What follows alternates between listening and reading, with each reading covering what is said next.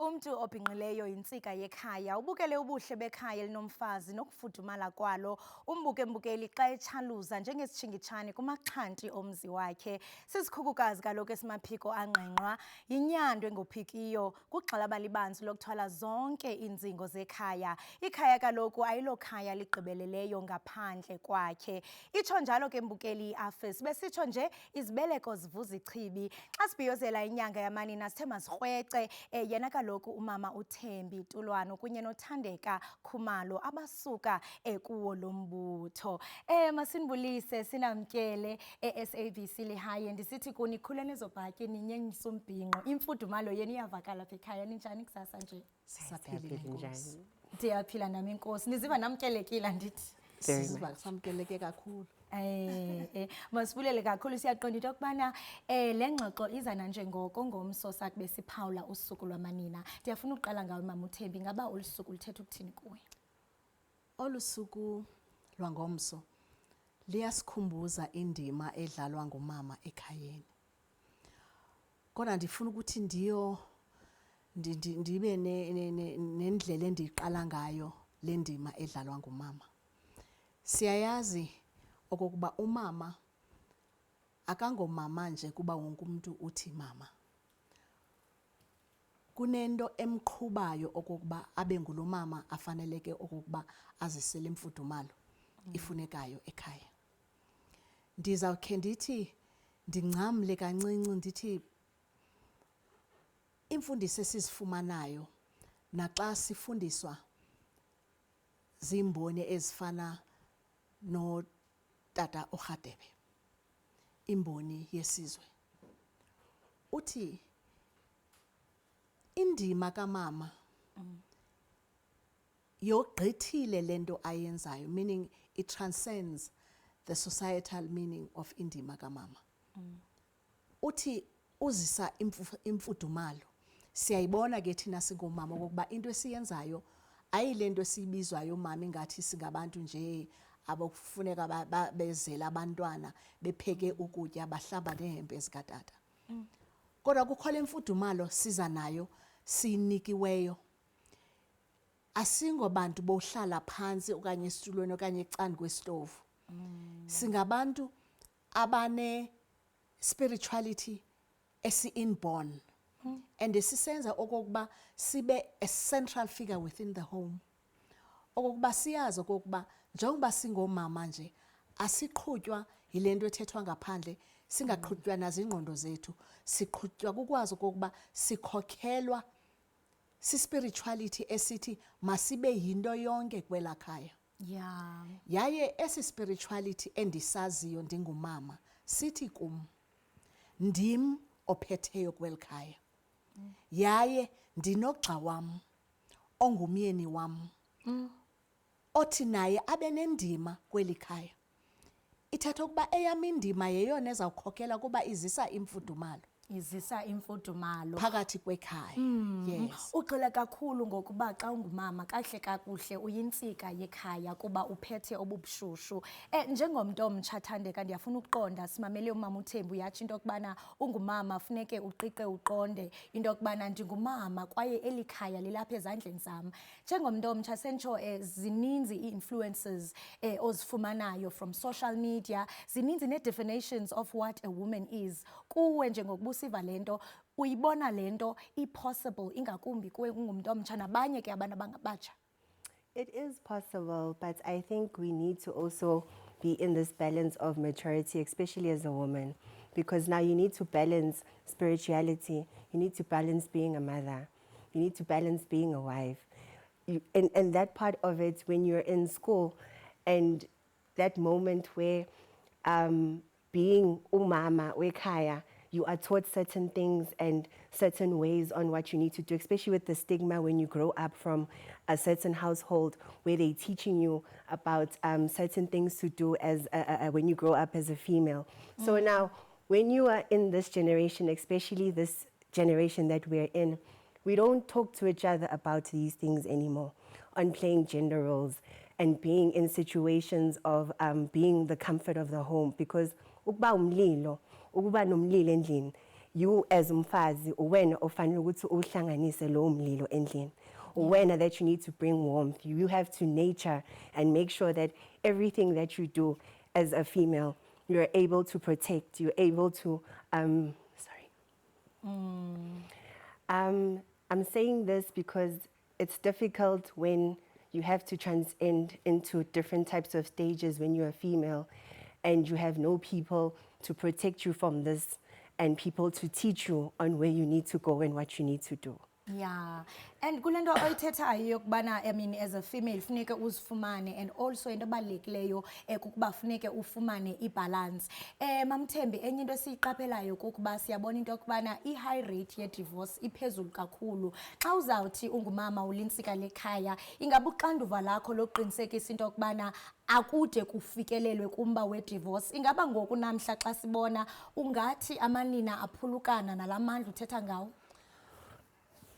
Ngenene amanina omama baphulukene nento abanayo abayaziyo. Kodwa ke njengoba besenithethile ekuqaleni ukuba ubuyaya uyasazi ispirituality sakho and you affirm in the manner in which you lead your life as a woman who actually clings to ispirituality sakhe esizamguide kwinto ekufuneka yenzekile. Kuba siyayazi ukuba apha ngaphandle zininzi influences through your children, through your husband. Kodwa ke kufunekile okokuba you must actually you must go and drink from the well of your spirituality inside of you as a woman. Okuba xa inje lento ithi nina ndiyayiva intetho ephandle, ndiyaziva nezinye izinto eziphazamisayo. Kodwa siyayazi ukuthi eluntwini into ye divorce iyathethwa kodwa ayikho. Noba ungafuna wena njengomama xa sithetha njengomama babantu abamnyama besintu bama-Afrika, uyawusoloko ungula molokazana kwela khaya owawutshatele kuyo. Seso sivumelwano unaso with your in-laws. However, unesivumelwano esikhulu kakhulu with what you share with your family, your children, your home, in order for you to keep that burning fire, that warmth, to ensure ukuthi without me elikhaya alizuqhubekeka. Kodwa kuba sekufunekile uba ndihleli apha ndizawusoloko ndilifaka okubushushu, ndifaka nemfundiso ezifanelekileyo kuba kaloku nabantwana bethu bajonge i-reaction yethu towards i-notion eye-divorce within the home.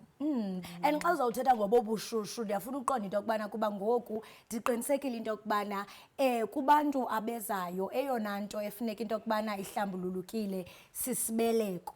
Ngoku njengomfazi uqinisekisa njani into yokubana esisibeleko sakho sihlala sihlambulukile ukuze nabantwana abazayo bakwazi into yokubana baqiqe baqonde kuwo lo mlilo kuthethwa ngawo? All right. Ukuyigcina njengentombi. And if you've been in a position in your life where ndifuna ubusa uyiqale kamnandi ngesintu khawuphinde uyibuyele ngesintu. all right, ukuzigcina njengentombi and ukuzigcina and ukuzihlonipha njengomfazi, because manje when you sleep around kuba nama energies that you intake, and konke la ama energies that you intake usuku ukubeka khona lapha esibelethweni. You understand? Ngesintu sithi intombi ifanele ugcine khona izokuthi mayihlangana nomyeni wakhe kube khona lokho oyisiqo esokuthi ukwazi ukuthi uziqhenya ngayo ukuthi ngikwazile ukungena emzini njengentombi, ngakwazi ukuthi ngiyigcine njengentombi khona ukuthi nanokuthi lokho engizokuzala kube khona emndenini ukuthi ngazigcina ngalayelwa ekhaya. You understand ukuthi ngize ngibe intombi ngiyigcine. Manje ke na ukucleanser ngoba we are under a revelation spiritual home. There are cleanses process that we go through. We are also inkomesha ukuthi we are able ukuthi we cleanse our system spiritually as well. And I think as a female, you need to be in a position of having this maturity ukuthi I'm able to know what's for me and what's not for me, especially with social media standards. We are so influenced so much about social media where we end up finding these females going to do BBLs and all these things that we don't need to be putting, especially as a spiritual person. When you're spiritual, you don't do things that are based on material things in the society. That's how we're losing vision with our youth as well. Yeah. Because our youth is so focused on getting this and having flowers with money and being in the spotlight of sleeping around. And sometimes you'll find yourself sleeping around and you'll find yourself in a situation where you slept with someone that does things to certain people because khona ukuthwala la ngaphandle, things that us spiritual people go through. Yeah. So when you come to us and you're like, there's something happening with me, I'm not well, my periods and this, and I'm going through this, it becomes a difficult task because now when you go through a part of being dirty, or can I say ukuzingcolisa as a female and sleeping around and consuming all these energies, Yeah. kuba difficult ukuthi ukwazi ukuthi in the later stage mawusuwumama uchaze ezinye izinto ezenzakalayo ubone izinye ingane zizalwa unga-understand ukuthi lo mntana unesimo esikanje gcine sewuthatha uhambisa le ingane lezi in different situation because uhlulekile nokuzigcina having that cleanse because ukulala nomuntu it's a very very difficult situation. Into I ethi think, yonke lento ukucoca isizwe funeka iqale pha esibelekweni njengokuba usitsho, and xa uzawuthetha ngento yokuthwala esisandula ukubona apha into ekhwanqisa kakhulu Yes. eqhubeke pha eVenda kushutshu into yokubana kunqunyulwe abantu. Yes. Loo nto esiqinisekileyo into yokubana kakade apha iya khona iya ekuthwalweni. Kule nto ibalulayo izisa imibuzo around beauty standards kuba xa sizawujonga emva endulo entlandlolo okhokho bethu senditsho bebengaba bantu bebexabise kakhulu ubuhle njengokwesitsho into yokubana sibona amanina ehambe yakothekhi i-BBL ngapha even nakwi-industry ye-bleaching abantu bafuna ukuba njalo. Xa uzawujonga mama kwi-generation yakho ukhula ulinina ukuzawuthi gangoku kuphi apho siyiphosa khona ingakumbi kwimiba your-self-worth and self-love and just redefining i-societal expectations zobuhle? Apho siyilahle khona into yobuhle and also placing ourselves appropriately in society. Siye sajonga ngaphandle. Kwakho into ethi okokuba ngaba unolusu olukhanyayo umhle. Yaye uvela kwifamily apho ningenalo olalusu lukhanyayo ningabantu ningama-Afrika. Loo nto ithetha okokuba zange either sifundiswe okokuba kufuneka sizithandile singabantu abamnyama, sijonge ne-values within our own families. Ngoba xa ujonga umakhulu zange wafaka izinto zasebusweni eziwenza bemhlophe. Kodwa ke ubuyafuna ikhona imbola. Ubuyayithanda laa nto yoba Kuyothula iqaba kaloku xa ufaka imbola. uzayifaka kaloku le mbola uthi wawuhlamba obobuso usiye evenkileni ube uyile nto oyifunayo kuba kaloku xa uzathi uzawumamela umuntu exela uba uliqaba kuyafuneka umbuzo kokuba ndiliqaba nje ndililo kakade Ndiliqabe eqaba imbola eliqaba imbola kaQamatha. kakuhle. So kufunekile kokuba siyilandele i-lineage yethu, silandele lento esiyo esizaziyo kuba kaloku ukukhula kwekhaya nokukhula kweAfrika comes out of us okuba sizithanda njani na kuba sizabe sijonga sifuna uba bahle njengabanye abantu abahle phenye into esizayithatha ezawuphula the fiber within the home. And mhlawumbe kobubuhle uzawujonga into yokubana uzilungisa ngaphandle kodwa ingaphakathi libolile. Umlilo ngaphandle ungumlilo kodwa within sisiqeda.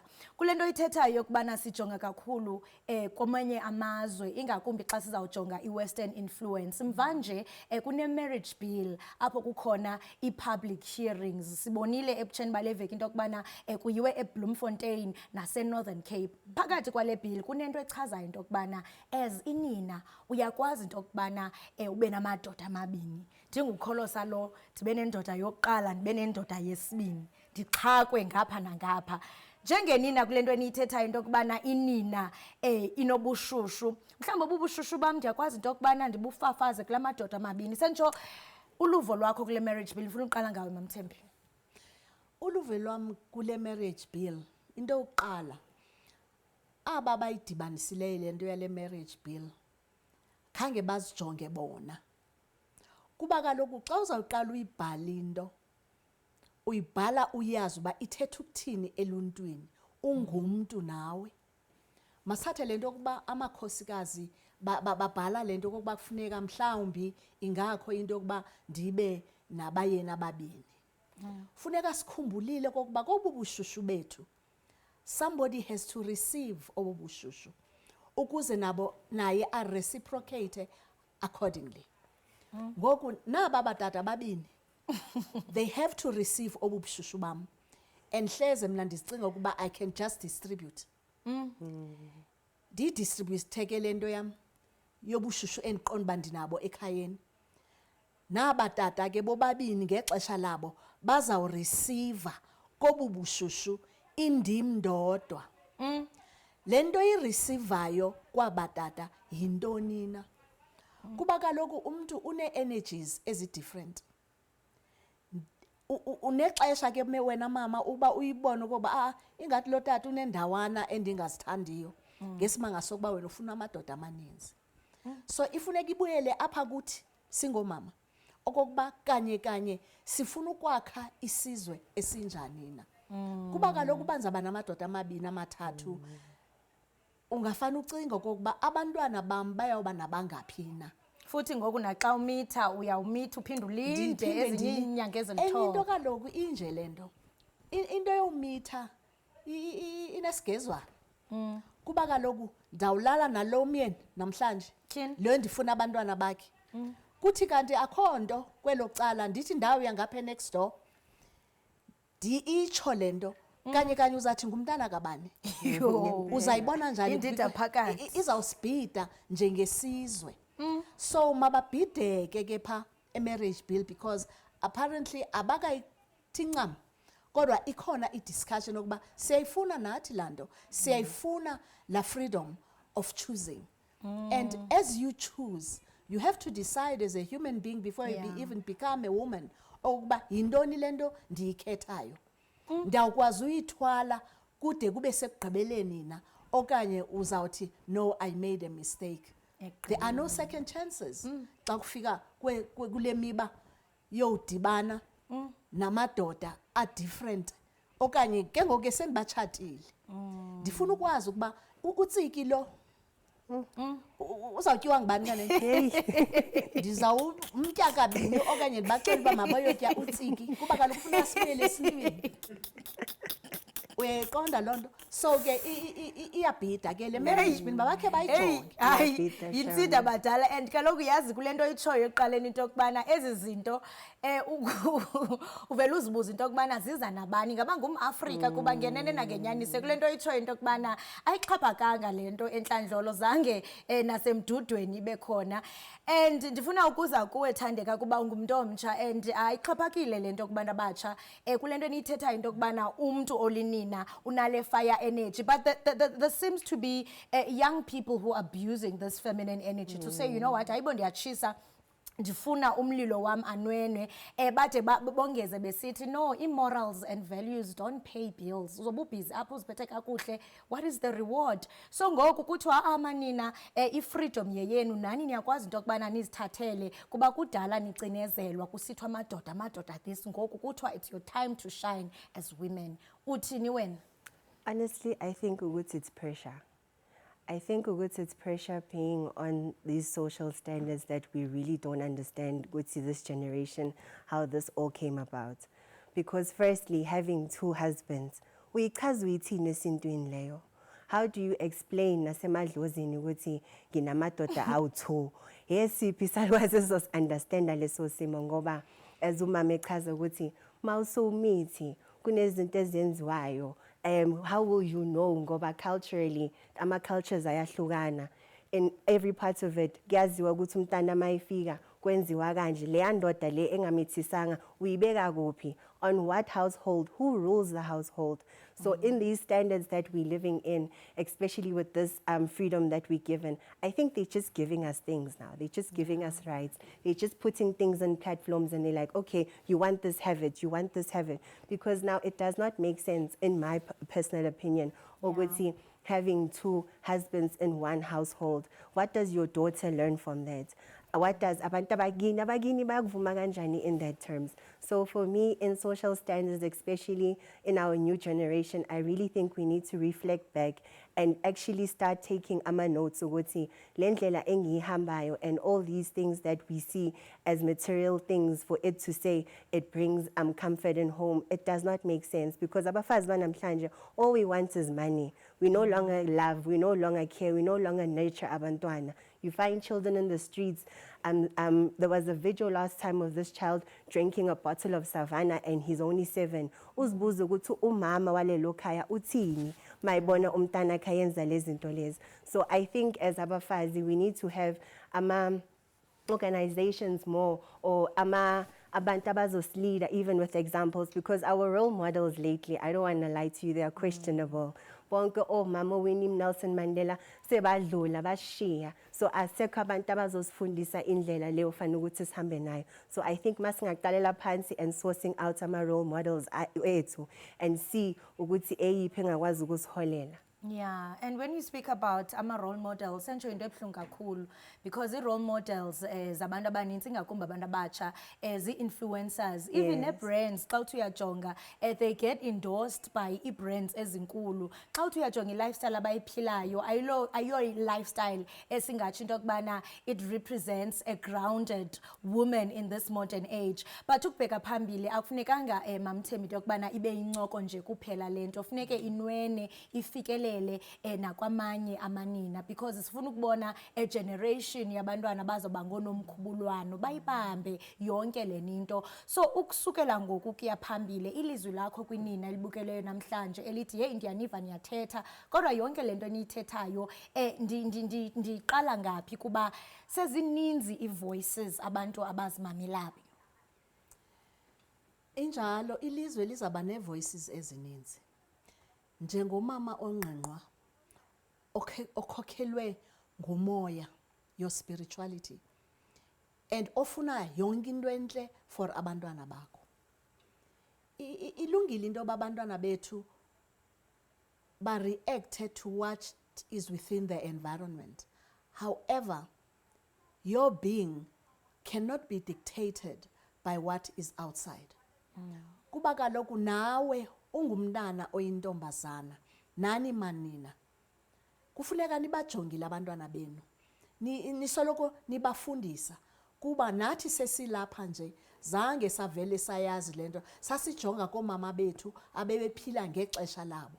But you have to have the discernment of saying yeyiphi eyona nto ilungileyo, kuba uba sizayifuna le freedom, sizawufuna ukuba sitrende nathi. At the end of the day, you meet with yourself. What do you have to offer? Uyinika ntoni ilizwe ngawe? Uthi wawufumana abantwana bakho ubanika ntoni? Kuba uba ukhokhelekanga kakuhle okanye awufuna uyazi nento ye-spirituality, kuba into esinayo thina singabantu abamnyama, sisike decide ukuba sifuna ukuba better than what we are, which is a problem. Kuba izaba ingxaki into yokuba umntu ndithi indim ndizazi ukuba ndikhokhelwa si-spirituality esithatha the entire phase of my life. Kodwa ndifune ukuthatha enye into endingayaziyo, ndizawujika ndibe confused. Kodwa ke singomama kufunekile siqonde kakuhle ukuba abantwana bethu beyenza yonke lento, kufuneka siba directe ngendlela efanelekileyo, sibakhumbuze, sibafundise nange-spirituality, sibase ezindaweni apho bezayiqonda kakuhle into yokokuba uba I am spiritually grounded, understanding who I am spiritually, I'll be able okokuba ndi-embrace my culture, ndi-embrace nezinto zethu zesintu. Kuba yawuphela lento, andizike ndithi xa sendisweleka ndingumntu omtshahleze ndifune ukuyongcwatyelwa endaweni ye-spirituality yaye wawungenayo, seyiza kwenziwa zii-parents zakho. So omama kufunekile sinendima enkulu okuba sidlale apha ekhayeni lakho in your home okuba abantwana bakho bayafundiswa singayekeleli iinfluences zangaphandle. Beautiful, beautiful. Andazi ufuna ukongeza kuba uvele nje Cha, wathetha kwavovotheka into yokubana ulinina funeke sibuye lentlandlolo kuba njengokuba besitsho into yokubana kuyabonakala into yokubana silahle imbo ngophoyana. Ndivumele ndithi angalala endleleni amaqobokazana yazi kunyembelekile. Nawe ulinina elikhulayo hey itafile igcwele ishushu imbawula. Yintoni lena mhlawumbe ongathi komakhulu okanye komama abaza ngaphambi kwethu abasebayiphila lendlela ekufuneka nathi ngenene sizama into yokubana sigqogqe indlebe simamamele kuba xa sikhuzwa kuthiwa hayi hamba lendlela uyiqonda into yobana hey Mamthembi ixesha undiphosela ngexesha lam, you had your time, it's now my time. Kodwa ke njengoba besitsho into yokubana ekugqibeleni uzawutya ukubila kwakho. Ngicela ukuqala la ukuthi abomama kakhulu abasebadlula ezintweni eziningi. Ngicela basinikeza ukubekezela ngoba igeneration yanamhlanje generation yakudala ayisafani.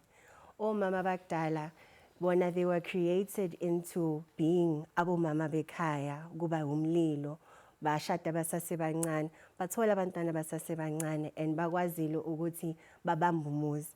Tina, now it's difficult as a youth because sesiphila kulezi zimo zomhlaba where there are diseases esizitholayo, there are stigmas, there's influences, there's different types of role models. So manje asakwazi ukuthi sibamamele labo mama. Manje labo mama ngiyacela ukuthi basinikeze uthando, basithathe back, basifundise ngeindlela zakudala ngoba in spirituality njengoba bahlezi basifundisa ku Dr. Radebe SB Radebe ukuthi mawumama wekhaya uwena you are in control of everything, and we need to look after our sons as well because our sons are going through a lot and the men as well are going through a lot and they can't even go back at home and actually say mama wekhaya I'm going through this. Many of them are going through gender-based violence as well. So naloko kusuka ukuthi kuqalwa from umuntu wesifazane ongakhuliswanga. So in many parts, in everything that happens, ma umuntu eyisela noma umuntu ayenza khona into ayenza embi, it will always reflect ukuthi kanti umamakho akakufundisanga into enjena nje. So can we please ukuthi abomama we must play more parts ukuthi ingane yentombazane ngiyifundisa kanjani, ingane yomfana ngistepa in kanjani, nanokuthi manginabantwana ngingalethi indoda ebantwaneni bami and introducing them ingane ifunda lokhu ingane ifunda lokhu ngoba we learn these habits. Abanye bayareshwa uthola ukuthi uhlala nendoda endlini intombi ireshwe but angayikholwela intombazane because usuke sethane leyo ndoda. So all of that becomes ama influences namantombazane basuke bekhula bangasazazi anymore as their roles and what to play and what to do, and all of this also ends up being in this mentality which is sex sells and they start selling themselves in this type of divisions. So ngicela abomama basinikeze uthando basibekezele, it's not easy but I think so banendlela. Sure, yazi bese ndithi ndiyayiqonqotha kodwa kunombuzo othi qatha apha engqondweni yami njengokuba uthetha usitsho into yobana kuyabonakala into yokubana le generation yangoku ayifani neyakudala kuba kaloku bona batshate umntu eli abantwana yonke la family dynamic ukhawuleze wayifunda, and xa nizawuthetha nge-feminine energy already indlela bakhuliswa ngayo babapha ngoku as ndifuna ukugqibela ngawe Mamthembi into yokubana as a modern woman njengangoku uyabona into yokubana ndiyasasaza ndim ophethe le desika ndim ophethe le ngxoxo. Xa sendisuka ke ngoku apha endlini ndisiya mhlambe kumyeni wam ndisenale energy, ndiqinisekisa njani into yokubana xa sendingena kumasango endlu yam this masculine energy eyokuba ndiphethe ndikule desika ndiyasasaza ithotyelwa njani xa ufika endlini kuba yonke lo mlilo othetha ngawo ekugqibeleni udinga intobeko? Into emandi njengomama sidalwe okokuba simultitaske. Sikwazi ukuthi sifunde environment yonke esingena kuyo ukuze sigcine isidima sethu nalento esinayo singomama. So kuyafuneka ukuba xa usuka kula high powered job yakho uthi wawusuka uyenze ngendlela enye ephenomenal. and kufuneka uyazi kokuba ungulo mama ophethe ubushushu naphina apho ungena khona. Kuba kaloku ekhayeni kulapho ubu reignite obabushushu bakho. Kufuneka ushushubeze wonke umuntu okhoyo. Bayazi ukuthi there is no option. Nanku umama ungenile and sifuna ukuthi sonke embrace. Embrace umntwana, embrace nomyeni. Kuba kaloku umyeni is waiting to receive obabushushu bakho. You are the giver. Ngoba abantu banelento ukuba silinde abayeni basinike. Indoda must. Yachiwe. So yilando okuthiwa ngabanye bethi with or without you. Ukhona ungekho ekhaya kuzabashushu kwelakhaya. So utata yena usoloke ebufuna obabushushu. Yaye kufuna ukuthi ungumama ungabudibanisi namanzi. Ungabi lukewarm, ube yilando evuvuzela bubushushu nendlela ophatha ngayo ukhaya lakho. Uba ngaba into yaziyo wena oko wachata nalomyeni kukumhlamba izanyawo, zihlambe uzincamise wawugqiba ukuya phasi. So zezo zinto kufuneka sizenzile singomama sibugcina obabushushu. Bathi abantwana bethu bamantombazana umphathe njengenkosazana. Ayazi uba uba niphumele kwelikhaya soze niphinde ndiyifumane lento. So ke inkosazana iyafundiswa nokuziphatha. Sibafundise nento yokuba uyiqhuba njani lento yokuba ngumama ophetheyo owenene ekhayeni. Hayi. Amade ngawetyala ngenene umbe ngomde uyawucima umlilo. Nithethe kwavovotheka niqinisekile namanina asibukeleyo namhlanje kuba lento niqinisekile inina nenina uzalwa nayo. Kodwa ke ngenxa yokuphila kulomagada ahlabayo iyacima. Namhlanje niqhwithile nabasa inkuni noba bezimanzi ziyavutha kwinina ngaphakathi. Sibambe ngazibini ngokuba nizokwabelana nathi ngamava abaluleke kangaka ingakumbi xa sibhiyozela inyanga yamanina. Enkosi kakhulu. Siyabonga.